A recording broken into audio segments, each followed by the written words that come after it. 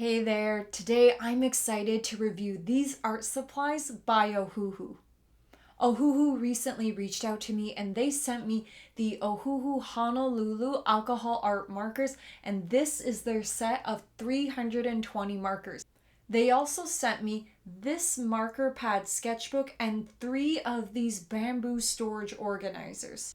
For full transparency, I am not being paid to say anything specific. This is just my honest review about my experience working with these art supplies. And I'd like to point out that even though I'm an experienced artist, I'm a total beginner when it comes to alcohol markers. So this review is unique insofar that it is written from the perspective of a beginner. So if you're interested in learning more about alcohol markers and you specifically want to find out, are the Honolulu alcohol art markers actually worth it? Then stick around to find out. All right, friends, so now comes the big reveal. But before I do that, let's have a quick look at this case. So this is a massive bag of markers. Here is the Ohuhu branding. It says Ohuhu Honolulu series. Art markers paint up your inspirations. So it comes in this pretty big, I guess this is a canvas bag. It's got a handle here. It seems very thick and sturdy. And there's also a strap here. So this case would be really great for carrying the markers in case you transport them or go outside or somewhere to use the markers to create art. So this case looks really good. It seems strong and well made, so that's awesome. Now let's get to opening the bag.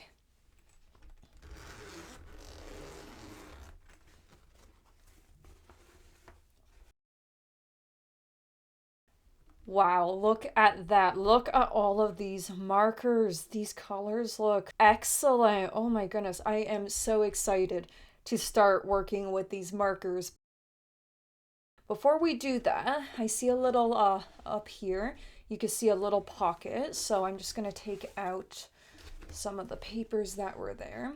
So here we have, it says Ohuhu paper pad. And okay, so it looks like one of those instruction manuals. And it comes in different languages, so I guess you can have a look at that for a quick reference guide. And then here we have 1, 2, 3, 4 swatch cards. These cards are used for swatching out each individual color. So that is so awesome that this set already comes with everything organized neatly. So then I will just have to come in and fill them in one by one. And then these would make excellent reference charts. So that's awesome. I'm looking forward to filling those out. Before we get to that part, let's have a quick look at what this is. This is really beautiful. It says about Ohuhu. Okay, so it says me Ohuhu. Okay, so it's all about the different alcohol markers. It looks like there's a Q&A. And okay, so there's an introduction to the different series and all the different colors that they currently have available. So that's pretty awesome. This is, I guess, great if you're new to markers, new to Ohuhu like I am. So I'll definitely have a look at that a little bit later. And then the last thing we have is, okay, so this is awesome. This is one of those things that you put under the paper so that while you are coloring with the markers, if the ink bleeds through the paper, it will go onto this, and then this safeguards any of the paper underneath it from having any bleed through with the ink. So this, I'm sure, will come in very handy. Now, before I actually take on the task of filling out the color swatch charts, what I'm going to do is organize these colors, because as you can see, they're kind of random and all over the place. So I'm going to take some time to sort these into color groups, and then I will move on to filling out the color swatch charts. Now, friends, let me show you some magic. 3, 2, 1. If you're enjoying this video, give it a like. Thank you for your support. So now I'm showing you some footage of me coloring in the color swatch charts, and then I'll reveal what they all look like in about a minute or two. But first, I'd like to describe the Honolulu markers in detail. So first of all, each marker has dual tips. There is a brush tip and a chisel tip on either end of the marker. There's a thin gray band that identifies the brush tip, so when you pick up the marker, you know right away which side of the marker you're using. The brush tip is soft and flexible, and I really enjoyed working with them because they're easy to color in small spaces and to get into tight corners and to color in little details. So for these reasons, I used the brush tip when I colored in the swatch charts. On the other hand, the chisel tip is wide and sturdy, so it's absolutely perfect for coloring larger areas. As for the markers, each marker has a color-coded cap with the color name, so it's very easy to identify each marker. As for the construction of the markers, they have a round barrel, and I found it very comfortable to hold and easy to use. A little interesting detail is that there's a notch on the side of the markers that prevents them from rolling around on the table, so whenever I reached to grab them, I never had to worry about markers rolling all over the table. Now, in terms of the quality of the ink, the alcohol markers were really juicy. They were so well saturated with ink, and I was so impressed that the ink dried vibrantly. Another thing that was really great is that the ink dries quickly, so that was super convenient when working with them. So overall, I'm really pleased with the quality of the Honolulu markers. All right, friends, so it took me about 2.5 to 3 hours to complete all of the swatches in these charts, but as you can see, it was totally worth the effort because now I have 4 really awesome color swatch charts to use as references while I'm coloring with these markers. So let me give you a quick rundown of my first impressions of actually using the Honolulu markers. First of all, I'm happy to announce that out of all 320 colors, they all worked perfectly. Every marker was really juicy, none were dried out, so right off the bat, that was a very good first impression for me. And as you can see, there's such a wide variety of different colors to choose from. I think every color group is more or less represented really well. We have lots of yellows and pinks, reds. There's a beautiful selection of blues and greens. There's also a lot of neutrals like the grays. There's a lot of browns. I would say the only section that was lacking a little bit were the oranges, but honestly, that's not a big deal because you can easily layer some yellows and reds to create those beautiful orange hues. And then the only other thing I would say is a couple of the colors are a little bit similar, like some of these light blues, but honestly, when you have 320 alcohol markers to choose from, a couple similar ones is not a big deal. So overall, yeah, I would say I'm super happy with this selection of colors. The color range is awesome. So what I'm going to do now is actually use these markers and conduct some experiments so that I can get to know the personality of the Honolulu markers in depth. So come join me in the next section. I'll be conducting the marker experiments in the Ohuhu spiral-bound marker pad sketchbook that Ohuhu kindly sent me to review. The pages are 10 inches by 7.6 inches, and the paper is heavyweight paper, so it's 120 pounds or 200 GSM. That means it is thick enough to handle alcohol ink. It contains white paper, and this paper is acid-free, meaning it won't turn yellow.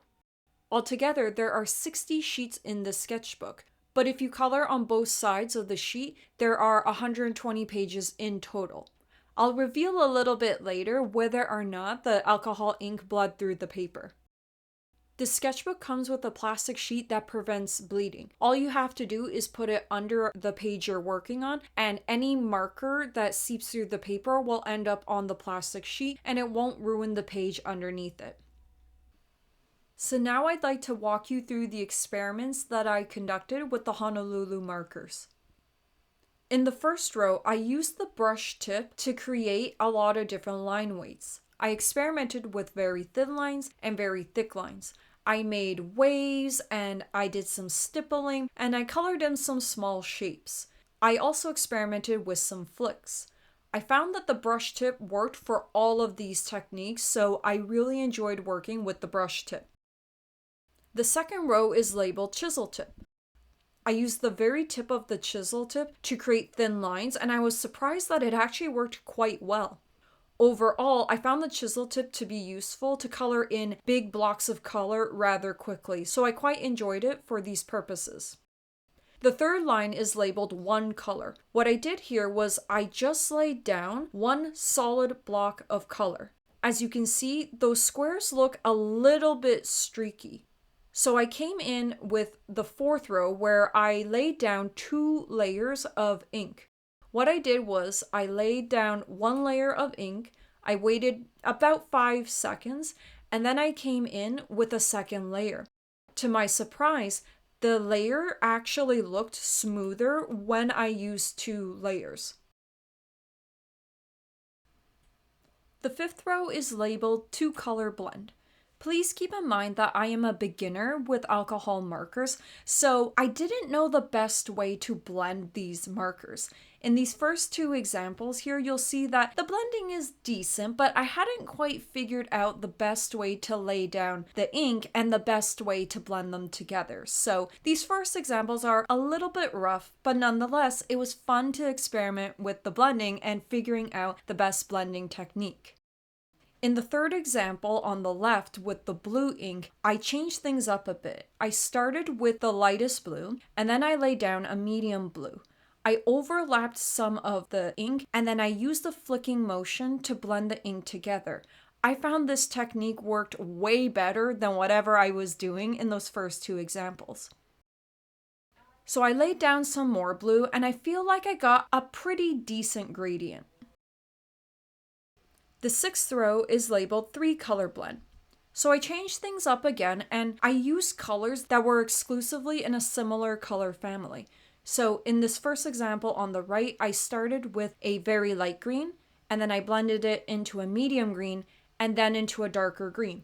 As you can see, the gradient looks way better than in the examples in the 5th row. Now, it's not the smoothest blending ever, but like I said, as a beginner, what was really important for me was just learning the ropes and getting down the basic techniques.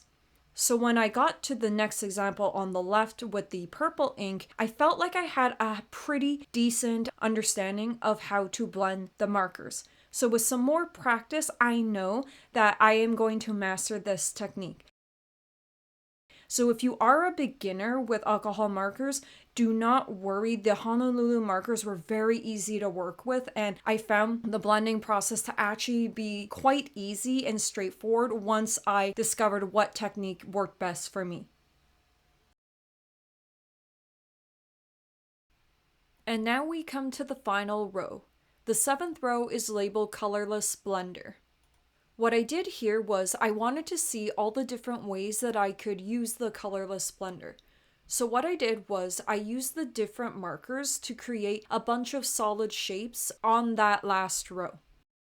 Then I went in with the colorless blender and used it in various ways to create different types of textures and highlights. So I began with the pink rectangle on the right hand side. What I did was I took the colorless blender and I only colored in half of the rectangle. What happened after a few passes was that half of that rectangle became lighter.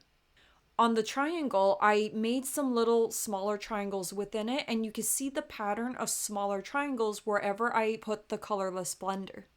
With the blue square, I made something that looks like a plaid design, and I used horizontal and vertical strokes to create this texture.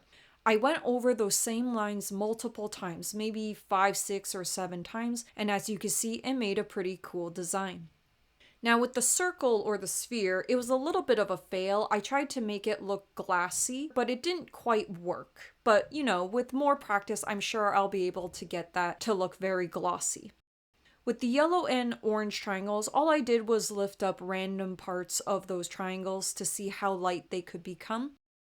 And then finally, with the red spiral, I used tiny little dabs of the colorless blender to lift the pigment, and those lighter spots looked like little beads. It's a little hard to see on camera, but trust me, they're there. Now it's time for the big reveal. Unfortunately, the alcohol ink bled through the paper, so if you are going to purchase this sketchbook, keep in mind that you can only color on one side of the page. Now, I'd like to quickly comment on the Ohuhu storage organizers.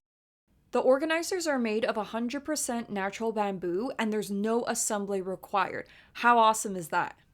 Each organizer holds up to 126 markers, so all 320 Honolulu markers fit within these 3 storage organizers. They're very strong and sturdy, and what I love about them is how versatile they are.